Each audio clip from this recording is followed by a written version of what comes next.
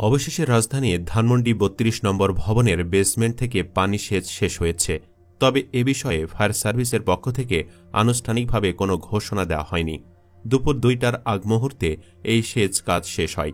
এর আগে বেলা 11:30টার দিকে ওই ভবনের সেচ কার্যক্রম শুরু হয়। পানি শেষ শেষে সেখান থেকে কি পাওয়া গেল, ফায়ার সার্ভিসই বা চুপ কেন, অন্যরা কে কি বলছেন, এ সকলেরই বিস্তারিত থাকছে মূল ভিডিওতে। সম্প্রতি ধানমন্ডি ৩২ নম্বরে বঙ্গবন্ধু স্মৃতি জাদুঘর ও পাশের দুটি ভবনে ভাঙচুর চালায় বিক্ষুব্ধ ছাত্র জনতা। এ ঘটনার পরই সন্ধান মেলে পাশের একটি ভবনের নিচে দীর্ঘ আরও কয়েকতলা ফ্লোরের। অনেকে এই আন্ডারগ্রাউন্ডে আয়নাঘর আছে বলে সন্দেহ পোষণ করেন। সে রহস্য উন্মোচনেই ভবনের নিচে জমে থাকা পানি তুলে ফেলার কাজ শুরু করে ফায়ার সার্ভিস। টানা ৩ ঘণ্টারও বেশি সময় ধরে পানি সরানোর কাজ চলে। তবে পানি সরানোর পর প্রাথমিকভাবে সেখানে সন্দেহজনক কিছু মিলেনি বলে তথ্য এসেছে। সরেজমিনে দেখা গেছে ভবনের নিচে থেকে সেচ যন্ত্রের মাধ্যমে তোলা হয়েছে পানি। আন্ডারগ্রাউন্ডে নোংরা আবর্জনা ও ভাঙ্গা ইটের টুকরা দেখা গেছে। ফায়ার সার্ভিসের ৩টি ইউনিট একটি সেচ যন্ত্রের মাধ্যমে এই পানি সেচ কার্যক্রম পরিচালনা করে। নির্মাণাধীন ভবনের নিচতলা থেকে সেচ যন্ত্রের সাহায্যে পানি তুলে ধানমন্ডি লেকে সেই পানি ফেলা হয়। এর আগে সেখান থেকে নানান জনে নানান তথ্য তুলে ধরে।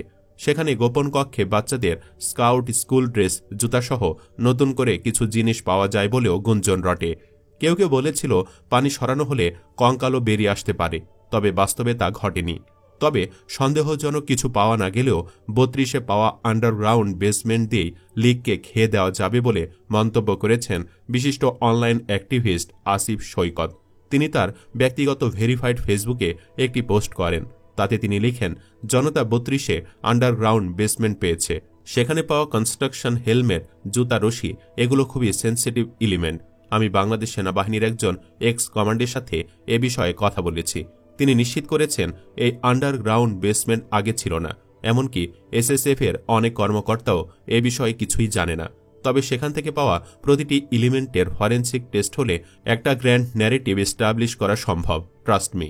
ছাত্ররা নিজেরা এক্সপার্টিজম বাদ দিয়ে যদি ফরেনসিকের জন্য ইন্টারিমকে প্রেশার ক্রিয়েট করে, তারা চিন্তাও করতে পারবে না এর আউটকাম হবে আওয়ামী লীগের জন্য নাইটমেয়ার। তবে সেগুলো করার জন্য ধৈর্য ধারণ করতে হবে। অতি উৎসাহী হয়ে দেশের কোথাও কোনো ভাঙচুর, দাঙ্গা, হাঙ্গামা করা যাবে না।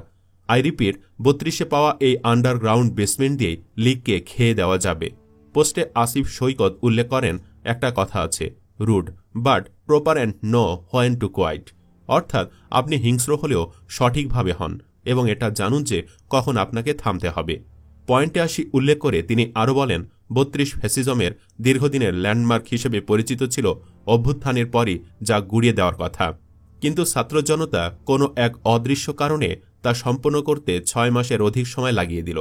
অর্ধ বছর পরে এসে ইন্টারিম যখন একটি স্টেবল গভর্নমেন্ট হিসেবে আবির্ভূত হচ্ছে, তখন ফ্যাসিজমের আতুরঘর গুড়িয়ে দেওয়া প্রসঙ্গ উত্থাপিত হওয়া আসলে একাডেমিক্যালি একটু অন্যরকম, তবে অবশ্যই জাস্টিফাইড। ৩২ গুড়িয়ে দেওয়ার পেছনে ভিজিবল বা ইনভিজিবল কন্ট্রিবিউটর যারা ছিলেন, তারা নিঃসন্দেহে আমাদের জন্য ব্লেসিং, কারণ তাদের জন্য অনেক গিট্টু আস্তে আস্তে খুলতে শুরু করেছে। তবে সমস্যাটা হচ্ছে ন্যারেটিভ নিয়ে।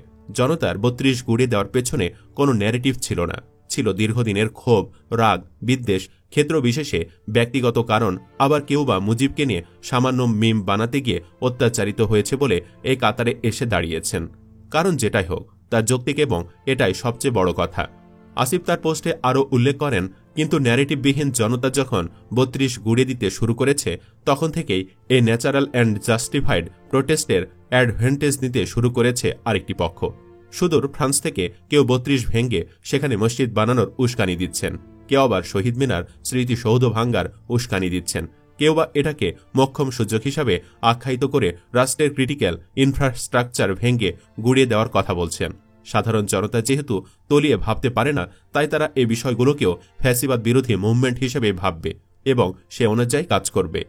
একাডেমিক ডিসকাশন বলে, মবের কোনো ন্যারেটিভ থাকে না, বরং সে শুধুমাত্র অন্যের ন্যারেটিভ সার্ভ করে, কিন্তু বুঝতে পারে না কখন কিভাবে কার ন্যারেটিভ সার্ভ করে দিচ্ছে। ধরুন আপনি আমার বাড়ি ভেঙে দিচ্ছেন, আমি ডিফেন্ড না করে বরং আপনাকে খুব সূক্ষ্মভাবে উস্কে দিব যাতে আপনি আরও বাড়াবাড়ি করেন, কারণ আমার তো ক্ষমতা নেই আপনার হাতুড়ির আঘাত সহ্য করার।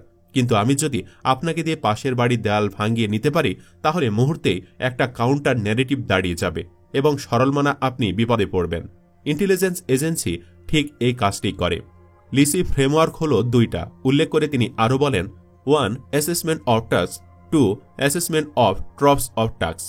অ্যাসেসমেন্ট অফ টাস্ক বলতে বোঝায় কিভাবে কোন উপায় কাকে প্লাস মাইনাস করে কাউন্টার ন্যারেটিভ দাঁড় করানো হবে সেটা থিওরিক্যাল ফ্রেমওয়ার্ক, এবং assessment of troops of task হল সেই ফ্রেমওয়ার্কের অ্যাকচুয়ালাইজেশন কাদের দ্বারা ঘটানো হবে। ইতিমধ্যে কিন্তু আমরা অ্যাসেসমেন্ট অফ ট্রুপস অফ টাস্কের একটা এক্সপ্লিসিট এক্সাম্পল দেখতে পেয়েছি।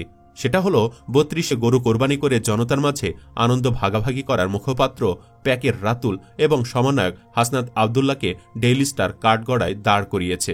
এটা থেকে স্পষ্ট যে অ্যাসেসমেন্ট অফ টাস্কের অংশ হিসাবে তারা মিডিয়া উইংকে এবং অ্যাসেসমেন্ট অফ ট্রুপস অফ টাস্কের অংশ হিসাবে ডেইলি স্টারকে বেছে নিয়েছে। অর্থাৎ কাউন্টার ন্যারেটিভকে স্টাবলিশ করতে তারা আবারও শাহবাগের মতো আরেকটি প্যারালাল গভর্নমেন্ট কনসেপ্টের দিকেই এগুচ্ছে। তাহলে এই মুহূর্তে আমরা কি করতে পারি? 32 প্ল্যাটফর্ম থেকে যাত্রা করা ট্রেনটি ন্যারেটিভহীন হলেও পরবর্তী প্রত্যেকটি স্টেশনে থামবার সময় এক একজন নতুন ইনফিল্ট্রেটর এই ট্রেনে উঠে পড়েছে, যাতে করে পুরো মুভমেন্টটাই ডিরেল হয়ে যায়। আমাদের কোনো স্ট্রং ন্যারেটিভ না থাকলেও তারা এটাকে মব আখ্যা দিয়ে কাউন্টার ন্যারেটিভ দাঁড় করিয়ে দিয়েছে। এমত অবস্থায় কাউন্টার অফ কাউন্টার ন্যারেটিভ দাঁড় করাতে না পারলে আপনিও মারা খাবেন, আমিও মারা খাবো। এখন না খেলেও 10 বছর পর খাবো, নিশ্চিত থাকেন। তারপরে আন্ডারগ্রাউন্ড বেসমেন্ট পাওয়াকে আসিফ আল্লাহ তাআলা রহমত বলে মন্তব্য করেন। সেখানে পাওয়া কনস্ট্রাকশন হেলমেট, জুতা, রশি দিয়ে আওয়ামী লীগকে খেয়ে দেবার কথাও জানান। আরেকটি পোস্টে তিনি বলেন, এই রাউন্ডে আওয়ামী লীগ শাহবাগের ঘাড়ে চড়ে কামব্যাক করতে পারবে না, একদমই সম্ভব না। শাপলার ঘাড়ে সওয়ার হওয়ার চেষ্টা করবে ওলামাদের একটা বিশাল অংশ হাসিনার পক্ষে থাকলে লীগকে নিষিদ্ধ করাও কঠিন হবে। আওয়ামী লীগের টার্গেট এখন হেফাজতের মতো বড় সংগঠন। হেফাজত যদি শাপলা চত্বর ম্যাসাকার ভুলে যায়, শহীদদের রক্ত ভুলে যায়, তা হবে গজওয়াতুল হিন্দের পূর্বে চূড়ান্ত মির্জাফরি। আমার বিশ্বাস ইসলামের পক্ষে লড়াইরত হেফাজত এই ভুল করবে না। আমার হৃদয়ের ভালোবাসার বিশাল অংশ জুড়ে এই সংগঠনের অবস্থান। আর হ্যাঁ, গজওয়াতুল হিন্দে মুসলিমদের শত্রুপক্ষের অন্যতম সহযোগী হবে মুজিববাদে বিশ্বাসীরা। সাদা কাগজে লিখে রাখেন, কারণ মুজিববাদ একটা ধর্ম। এই ধর্মের অনুসারীদের ধর্মীয় নেতা মুজিব, তাদের পুণ্যভূমি 32 আর টুঙ্গিপাড়া। এ ধর্মের অনুসারীদের মধ্যে অনুশোচনা নেই। মানুষ হত্যার পর অধ্যত্ত একমাত্র এরাই দেখাতে পারে। তাদের আধ্যাত্মিক গুরু শেখ পরিবারের অসৎ মানুষগুলো। তারা যদি বলে নির্বিচারে মানুষ হত্যা করো, অন্ধ মুজিববাদ ভক্ত শিষ্যরা সেটাই করবে। দর্শক, আপনারও কি তাই মনে হয়? ইয়েস অথবা নো লিখে কমেন্টে জানাতে পারেন মতামত। আর অবশ্যই ভিডিওটি লাইক ও শেয়ার করুন ও পরবর্তীতে আরও এমন ভিডিও পেতে চ্যানেলটি সাবস্ক্রাইব করুন। ধন্যবাদ।